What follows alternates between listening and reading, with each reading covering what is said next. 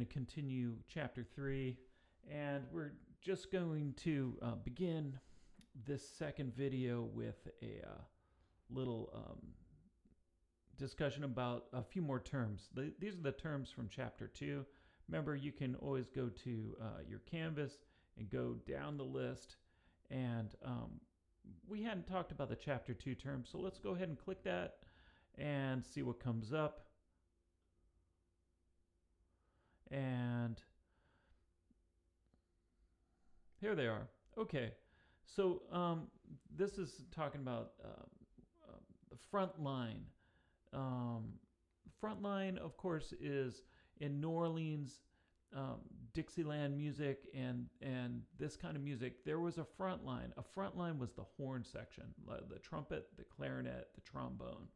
Okay, the back line was the rhythm section, but that was a term that is still used, and it kind of defines what's going on in jazz. There's usually the people up in front singing, playing the horns, and then the people in the rhythm section in the back.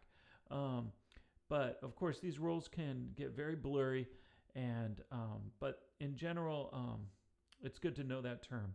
Of course, we went over melody, but here glissando, smear, it's bum, bum, that kind of thing. These kind of effects you're hearing a lot in New Orleans music. Okay, counter melody, that's that counterpoint. That also polyphony. These kinds of words are synonymous.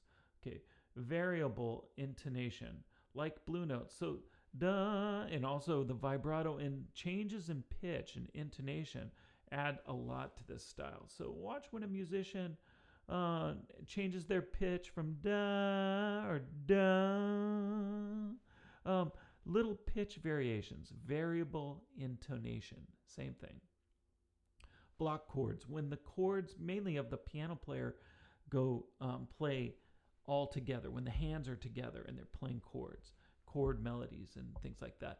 And horns are usually arranged in block chords by jazz composers. And texture, collective improvisation, we talked about that. That is a variety of polyphony.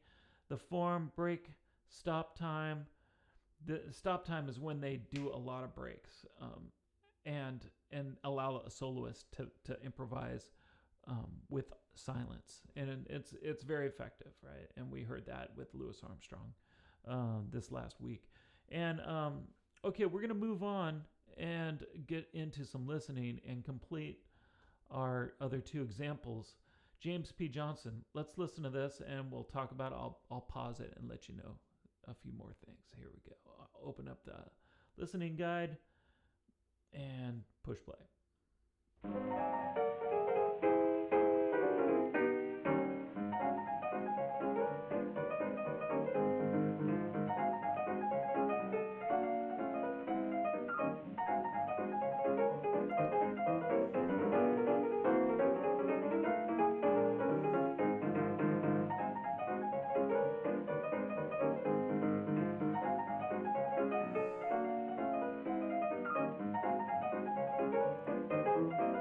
Okay, I'm going to go ahead and stop it.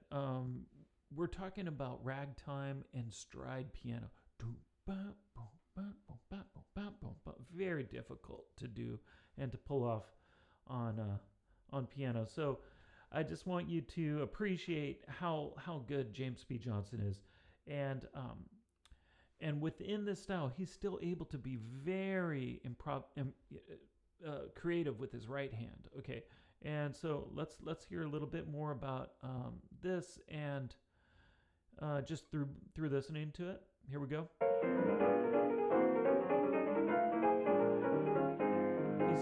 Notice these are called strains. These are the sections of a march once again. And he is into the strain B, the second strain. Okay, now watch. Strain B happens again.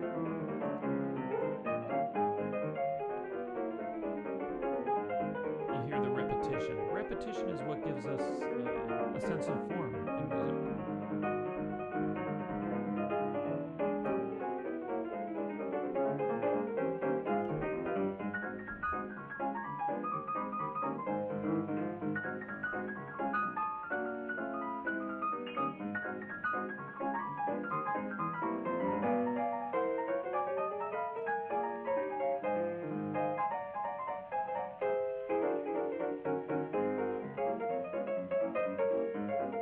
New section, strain C. They change key. They call it the trio. Many of these ragtime pieces sound somewhat similar.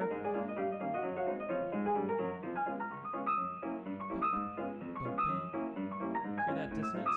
He plays two notes really close to each other on the piano. He repeats the idea. Listen to that bass line that he's also able to do. Well, listen to this.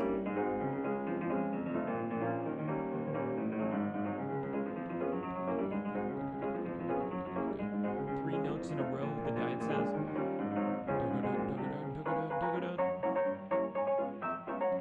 Polyrhythm. Okay, you're hearing it. Basic rhythm.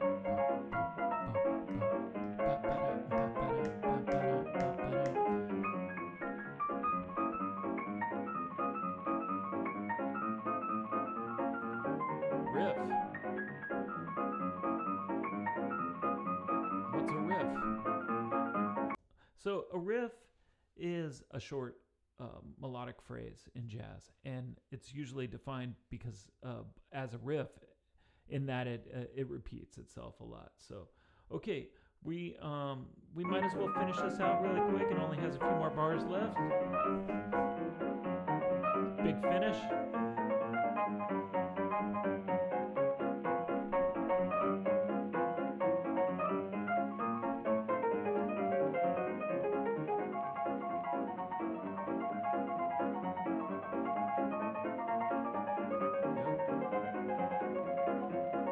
Builds one idea.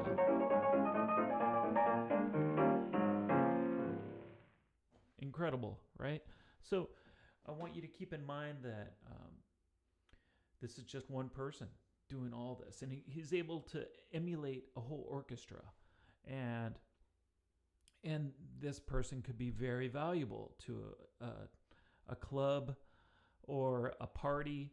Maybe we were talking about rent parties in the book, how people were trying to pay their rent, and they would invite their friends over and get a good piano player over, and that was the music for the evening, and try to collect donations, and a small New York City apartment.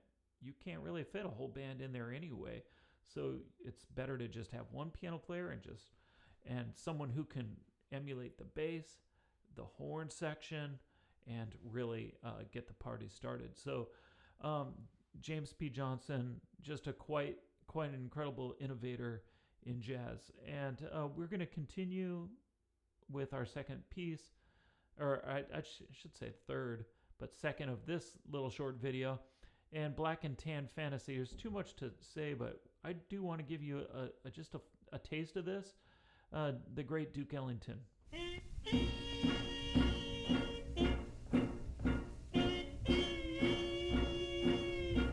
Hear that?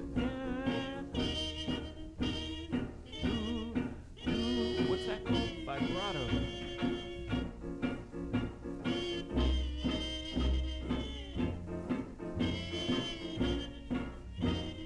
Another one of those funeral marches that we heard, similar to that we heard in Chapter 1, right? Jelly Roll Morton, Dead Man Blues, right? Similar. A few years later. Pretty complex harmony for 1927. That's why Duke Ellington, well, amongst other reasons, is held in such high esteem. Complicated chromatic harmony. It's a trumpet with a mute pressed tight up against the bell. And then wah! So when you put a plunger mute on the end, that's the actual part of the plunger, the rubber part. Able to get vocal type sounds. And very bluesy. It's a big part of the Ellington sound is the use of brass with mutes. Okay.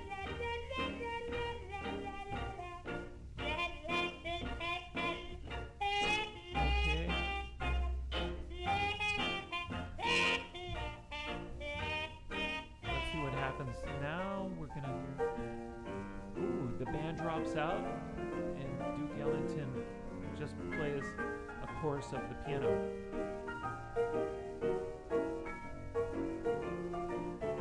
Notice the form of this song. That is 9, 10, 11, a 12-bar blues, right? Okay. That's a trombone with another tight mute there.